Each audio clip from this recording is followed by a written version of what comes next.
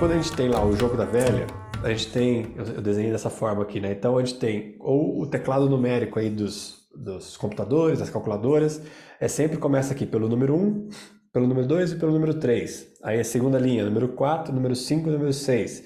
Terceira linha, número 7, número 8 e número 9. Né? Temos o teclado numérico. Eu expliquei por que intuitivamente esse teclado foi moldado em lógica de 3, porque sempre quando a gente tem 3 instâncias, algo pode acontecer. Então na manifestação, sempre quando a gente une 3 forças, algo pode ser revelado. Então, intuitivamente, o humano sabe disso e organiza muitos processos dessa mesma maneira. Então, por exemplo, a montagem lógica disso representa tanto isso, que a cada 3 números nós temos um tipo de frequência que se molda a cada 3. Tá? E, curiosamente, são 9, então a gente tem 3 na linha horizontal e temos 3 na linha vertical também. Tá? O que é curioso para a gente, além das diagonais também. Então, quando a gente considera aqui, né, o número 1, número 2, número 3... 4, 5, 6, 7, 8, 9, a gente tem aspectos que caracterizam essa manifestação, a gente pode olhar mais para isso. Então, quando a gente tem lá, só recapitulando rapidamente, as linhas horizontais, elas vão fazer muito uma evolução linear mesmo da história, tá? Por isso que é 1, 2, 3, 4, é uma evolução onde você vai acompanhando cada etapa e ganhando espaço com a nova etapa a seguir. Tá? É uma evolução linear mesmo, cronológica, por isso que vem na ordem 1, 2, 3, 4, 5, 6, 7, 8, 9. A primeira linha vai dizer muito respeito aos processos ali, vamos dizer assim, que é traduzido normalmente animal, mas para a gente compreender esse animal é muito o que diz respeito à sobrevivência, então vai falar muito dos aspectos da sobrevivência, essa primeira linha. A segunda linha vai falar sobre o aspecto humano, então se na primeira é o animal, a segunda é o humano, e se é humano vai falar de relações, relacionamento, troca. Isso que é humano. Humano é relação. É por isso que nós nos desenvolvemos assim, e principalmente em muitos casos em forma de casal, inclusive, porque é um tipo de relacionamento muito específico que pode promover um contexto.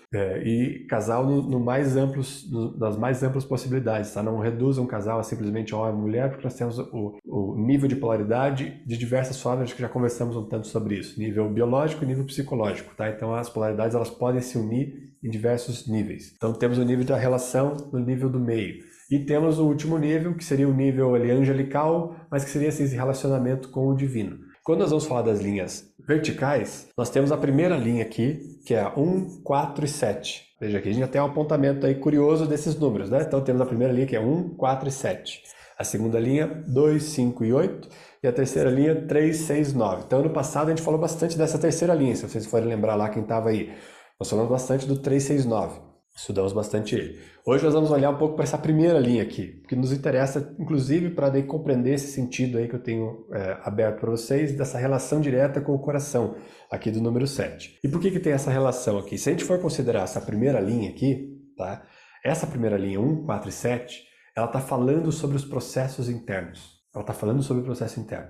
A linha 3, 6, 9, ela está falando sobre a relação com o mundo externo. Tanto o que você pode apresentar dessa organização do mundo interno, quanto aquilo que chega até você, tá? Então, a 369. E o 369 regula aquilo que vai chegar até o 147, que é o mundo interno. Vamos pensar nessas linhas verticais aqui, para a gente tentar compreender, como grandes campos de harmonização. Então, como que a gente poderia entender esses grandes campos de harmonização? Então, o número 1, 4 e 7, eles harmonizam os nossos processos internos. Tem diversas formas de a gente olhar para isso, essa é uma delas. A gente poderia olhar por esse viés aqui, do 1, 4 e 7, harmonizando os nossos processos internos. É fácil entender isso. O 2, 5 e 8, ele cria uma harmonização entre essa relação entre o mundo interno, que é o 1, 4 e 7, e o mundo externo, que é o 3, 6, 9. Então, o número 2, 5 e 8 é o meio de campo ali mesmo, por isso que está no meio. E se você for considerar o número 2, que é um número de relação, vai considerar o 5, que é um número central, que é um número que muda a lógica quando a gente está falando lá do 1 ao 10, então a gente passa dos números densos para os números sutis, então também trabalha no nível de relação. E o número 8, que trabalha essa força prânica que pode ocorrer, né, e regula, digamos assim, a intensidade prânica desse movimento entre uma coisa e outra.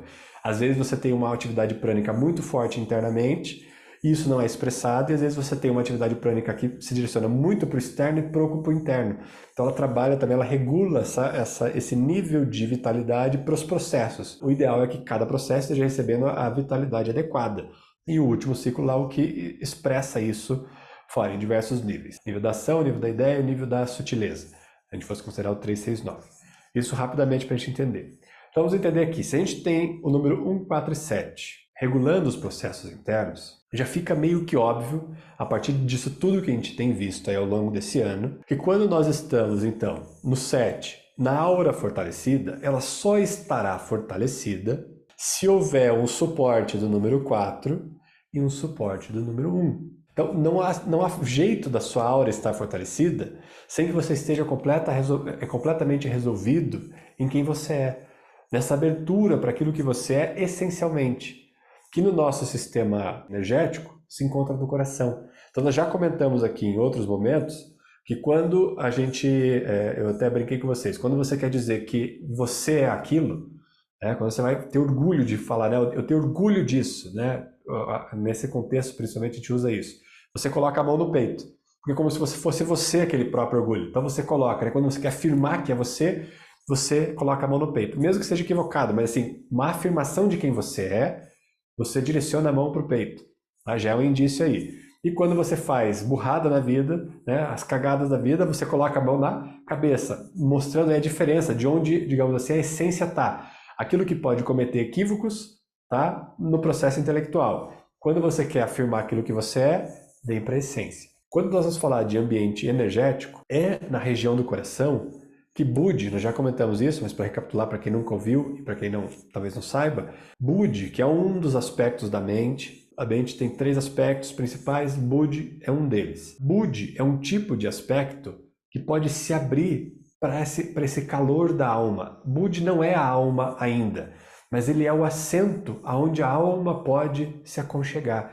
A alma como, vamos dizer assim, estrutura energética e que pode mobilizar o ser, porque a alma seria um complexo muito mais infinito, mas quando a gente vai falar de individualidade no ser, ou se a gente fosse falar de algo que tem um trono e um rei ou uma rainha deve se assentar ali, que seria a alma, esse local onde a alma se assenta é no coração. É por isso que a gente tem uma relação muito forte com o coração e, olha a relação aqui, nós já falamos outras vezes, o número 4, o centro do peito, é o centro que tem o campo eletromagnético mais forte do corpo. Muitas vezes as pessoas acham que é a cabeça, porque tem um centro eletromagnético forte, principalmente porque conecta com a linha do arco. Mas o mais forte do corpo é o centro do peito, é o coração. Então, o coração é o campo eletromagnético mais forte do corpo. O que é a aura? A aura é campo eletromagnético, então ela é completamente dependente dessa estrutura do coração. Tá? É a estrutura que mais impacta a aura, é o coração. E é no coração que a alma se assenta. Então, é no 4 que essa estrutura essencial nuclear pode se assentar. Então, quando a gente vai falar de mente, de estruturas mentais, tem uma parte da mente, e é por isso que a mente tem uma relevância para a gente, porque é nela que acontece esse processo. Então, é importante entender isso, a mente não é a inimiga lá. Ela tem as ferramentas necessárias para promover esse assentamento. Qual que é a ferramenta nesse caso aqui? Chama-se Budi. Budi pode se abrir para então o que a gente chamaria de Purusha ou de alma na linguagem tântrica, para Purusha se assentar. Então são termos aí que talvez alguns de vocês conheçam, outros não, mas só para também se familiarizar. Então dentro da terminologia tântrica, o que nós chamaríamos de alma seria essa condição de Purusha, que é o próprio espelho do divino. E que curiosamente nós temos aqui no nosso sentido um senso de identidade, ou seja, idêntico. O espelho é aquilo que pode refletir identicamente aquilo do qual se é a imagem. E é por isso que Jesus vai dizer, nós somos imagem e semelhança, ou seja, nós somos idênticos ao processo divino. Então, Purusha é esse espelho do divino que pode se assentar no humano, sendo a própria totalidade no indivíduo. E se assenta ali, pode promover um campo de eletromagnetismo muito poderoso que impacta a aura. Então, a nossa aura só vai estar completamente estruturada, promovendo esse senso de tranquilidade, de calmaria, quando ocorre esse assento no coração. Só que é um paradoxo também, porque você fortalece a aura para que isso possa acontecer. É um processo simultâneo. Qual que vem antes? Não dá para dizer exatamente qual é o processo que vem antes, porque tudo ocorre meio simultaneamente. Essa é a característica dos yogas tântricos, né, ou dos yogas integrais, que compreendem que todo o processo ocorre simultaneamente. Por isso que até eu tenho observado isso e tentado colocar isso de um determinado modo, que é até um tipo de anomalia, vamos dizer assim, a gente fazer estudos recortados. Ao mesmo tempo que é importante, porque nos ajuda a compreender o todo, a gente olhar para cada parte, ao mesmo tempo não dá para entender só aquela parte sozinha, sem a influência das outras, né? Então a gente precisa sempre ter em mente, por mais que a gente divida os assuntos e vá criando um estudo dividido, a gente tem que ter a compreensão de que tudo ocorre simultaneamente, é um processo que ocorre simultaneamente. Ao fortalecer a aura, você também cria um contexto especial para a mente, de segurança, onde ela pode relaxar e se abrir, onde Budi pode se abrir para essa receptividade.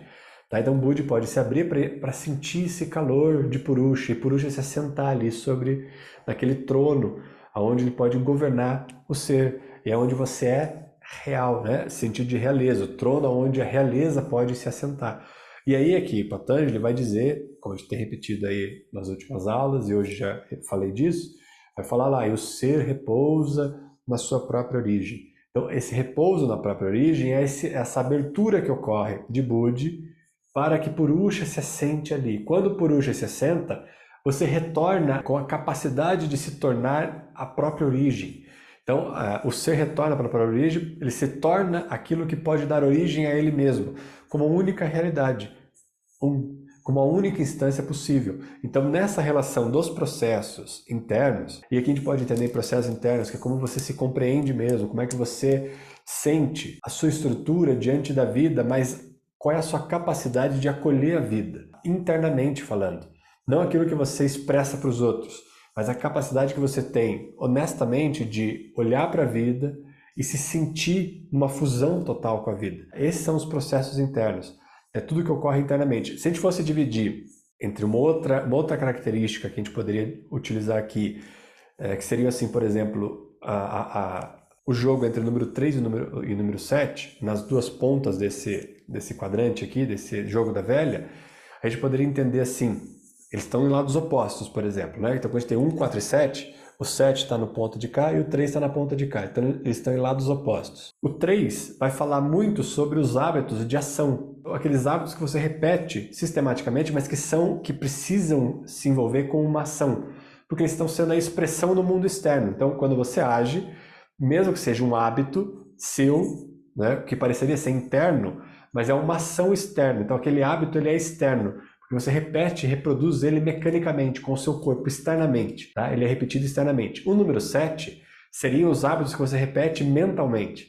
Então é a estrutura mental de processamento das informações, que tem muito a ver com esse campo de nebulosidade que a gente já tem falado aqui, da aura, que a gente já falou em outro determinado momento. Então assim, os hábitos mentais dizem respeito a esse mundo interno.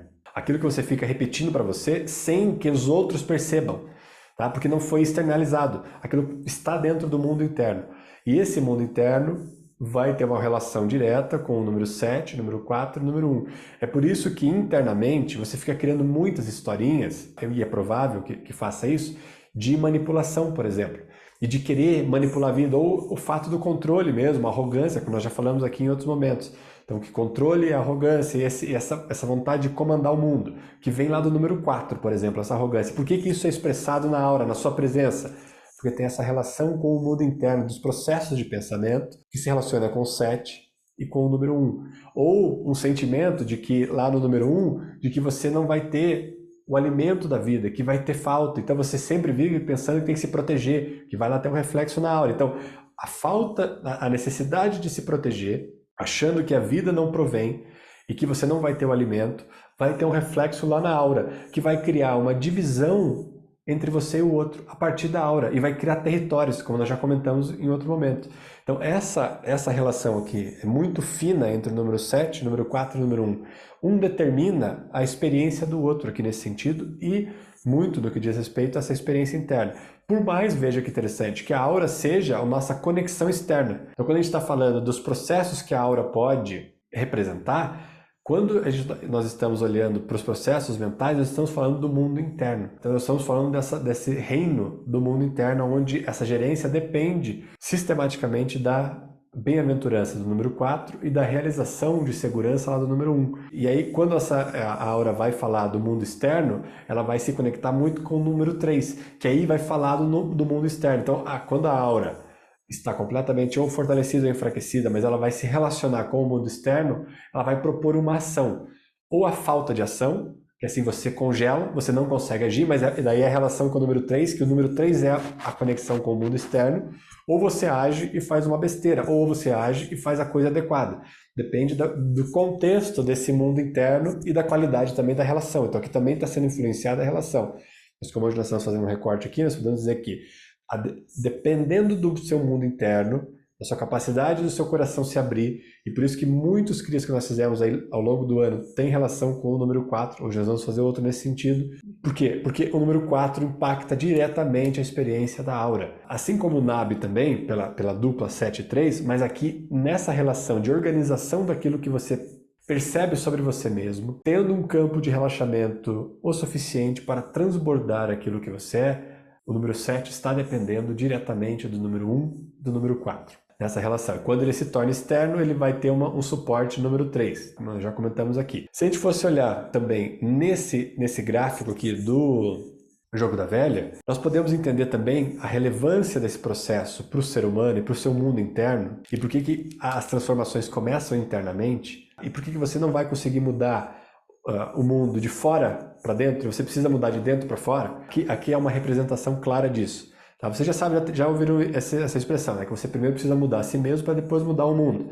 Você não consegue mudar o externo para mudar o interno, precisa mudar o interno primeiro. E esse é um direcionamento para nossos processos. Então assim, quando você está com alguma questão, olha para dentro, não olha para fora. Então a tendência que a gente tem é olhar para fora e querer justificar com aquelas pessoas, aquele grupo de pessoas que não deixa que eu seja quem eu sou, né? No meu trabalho eu não consigo ser isso, com os meus amigos, com a minha família. Aí você tem uma série de influências externas que te impedem de ser quem você é. Não é essa a questão. O mundo externo não determina o mundo interno. É o mundo interno que está bagunçado, não conseguindo olhar para o mundo externo, nesse caso. Então, as transformações precisam ocorrer internamente. Por quê? Porque são esses números internos, 1, 4 e 7, que determinam a subida de nível ou o início de uma nova fase na sua vida. Sem que você esteja resolvido na fase anterior, você não vai subir ou vai subir com defasagem para outra fase, para outro momento da vida. Veja, é o início aqui, se a gente fosse olhar a lógica da escrita, então nós temos aqui o 1, ele vai se transformar na próxima etapa quando vira 4. Quando vira 4 é que você acessa um novo nível de comportamento. E quando vira 7, é que você acessa um novo nível de comportamento. Então, ao organizar o mundo interno, você tem a capacidade de avançar nesses níveis de sutileza, da mais densa, a que está mais lá embaixo, até a mais sutil. Mas é determinado por esses números, 1, 4 e 7. Então, o seu processo de evolução e de se conectar com novas etapas da vida depende da organização desse mundo interno, que depende dos números 1, 4 e 7. Daí também a relevância do número 7 para o nosso estudo desse ano. Sem que você esteja num ambiente fortalecido da aura, não tem como você subir de nível também. Como eu tenho falado, as coisas acontecem simultaneamente. Acabei de falar isso. Então, como que o processo pode acontecer? Você fortalece a sua aura. Ao fortalecer a aura, você cria um ambiente propício para que essa essência se assente sobre o coração, e ao essa essência se assentar sobre o coração, você reconhece que essa essência é aquilo que está governando a sua vida.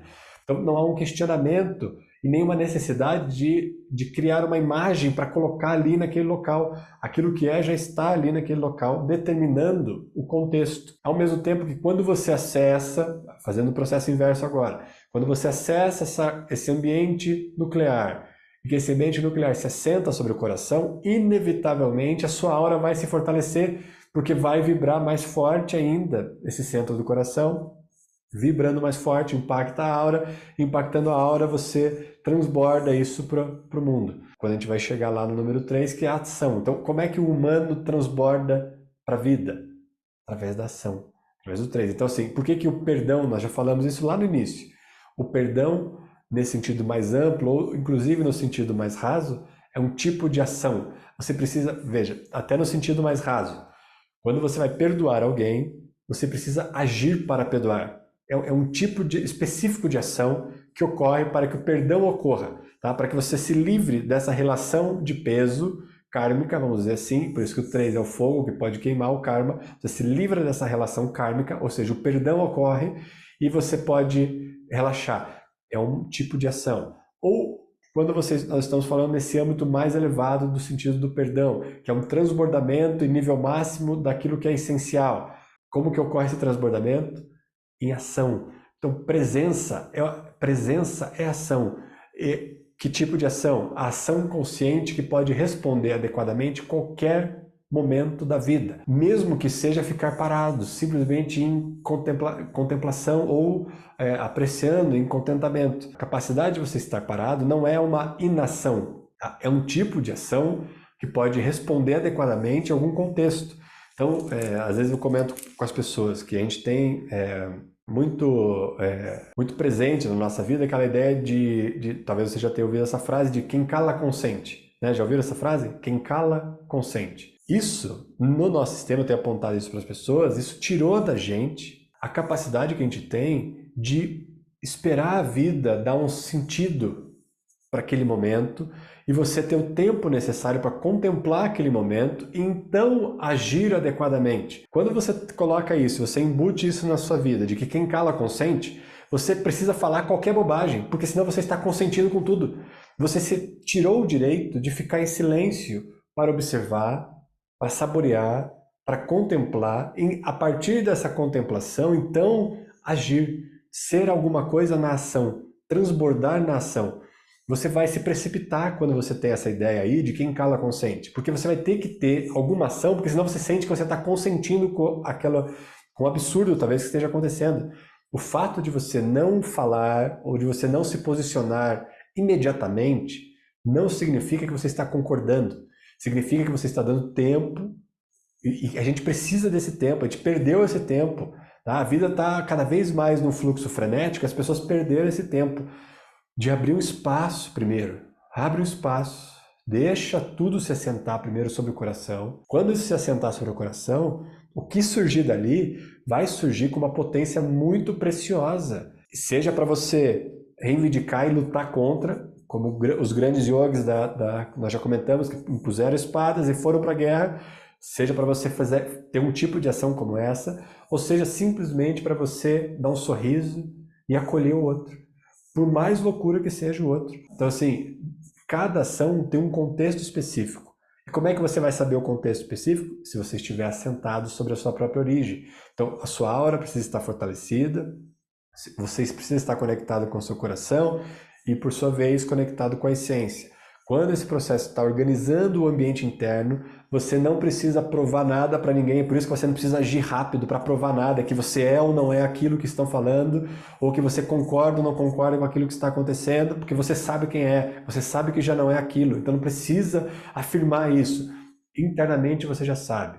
Pode acolher os movimentos, ao acolher os movimentos, transbordar, perdoar, ou seja, transbordar em nível máximo uma ação adequada para a vida. Então precisa do ambiente interno muito bem estruturado para que qualquer ação seja a ação necessária. E aí vai ser, aí a ação que surgir daí, você vai acolher como a ação que deveria acontecer, seja para você entrar na briga aí dissipar qualquer dúvida, ou seja, para você simplesmente abençoar aquele contexto e com a bênção deixar que a própria vida dê conta desse processo. Cada momento tem uma ação específica, tá? Ou um tipo de acolhimento que pode quebrar também a lógica, já comentamos algumas situações dessa aqui, né? Um tipo de acolhimento que pode quebrar a lógica do outro, e o outro daí por não perceber essa lógica também se abre, pode abaixar a guarda um pouco e aí haver um sentido de conexão e de relação onde os dois começam a direcionar para um único local. O nosso objetivo é sempre criar um tipo de relação onde a direção seja a mesma para todo mundo, que é a liberação total. Então, quanto mais nós pudermos trabalhar nesse sentido, melhor vai ser para a humanidade, para um tipo de acolhimento onde cada um possa se direcionar para esse grau de liberação. Seja lá qual for a pessoa, qual for o contexto, qual for a nossa relação com essa pessoa. Você pode gostar ou não gostar dessa pessoa, No entanto, a sua capacidade interna de entender a beleza do humano, a beleza do divino naquela pessoa também está ali presente. Por mais que você destoie ou discorde completamente daquele outro ser que está ali na sua frente ou em qualquer outro contexto. Mas precisa dessa fortaleza interna para que não haja uma necessidade de aprovação e de afirmação, tanto interna sua com você mesmo, quanto do outro. Porque se colocar contra o outro também é um tipo de afirmação de si mesmo. Você se afirma pela negação do que o outro é, então ao você não ser isso, você era algo diferente do outro. É uma afirmação para si mesmo também.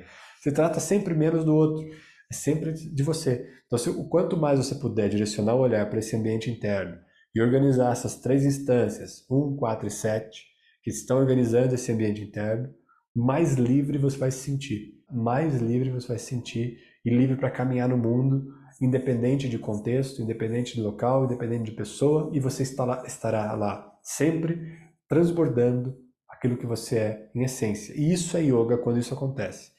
Quando há esse alinhamento interno. Por isso que, nesse sentido aí, dessa realização de ser repouso na sua própria origem, esses 3 números são cruciais para essa experiência. 1, 4 e 7. Por esse repouso na própria origem, que cria um grau de fortaleza, um nível de transbordamento, onde qualquer ação que possa surgir ali é ação divina. Tá? E quando o 3 aí está na sua máxima potência, sendo o próprio divino, sendo ação divina livremente. Tá? E se vocês forem considerar que o número 3 na diagonal tem um 5 ali, né, como todos os outros números, porque o 5 é o ponto central. Nessa relação, vai lembrar que Vishuddha é expressão. Então, é quando o mundo interno pode se expressar. Tá? Então, o 7 pode se expressar através da ação no mundo externo, o 1 através do 9 e o 4 através do 6. Essa é a expressão. Por isso que o 5 está mediando sempre essa relação aí nas diagonais e na linha do meio. Esse é o sentido de você ser inteiro, né? Ser integral e poder revelar a sua beleza em qualquer lugar, quando ocorre essa organização nos números 1, 4 e 7. Tá bom? E hoje a gente vai trabalhar aí o número do 4, aí o coração, a abertura do centro do coração, para fortalecer essa capacidade de acolher essa essência, de se abrir para essa essência nuclear, para abrir espaço para que essa essência tome conta, e que o Akal brinca, né? Que a gente não toma nenhuma decisão, é a decisão que nos toma. Por quê? Porque é essa essência que nos toma. Quando ela nos toma, ela preenche o espaço, preenche o vazio, e ao preencher o vazio, nada falta. Fortaleza total, sua aura pode transbordar aquilo que você é, pode expressar aquilo que você é livremente. Tá? Então a gente vai caminhar nesse sentido hoje de abertura do centro do peito. Tá bom?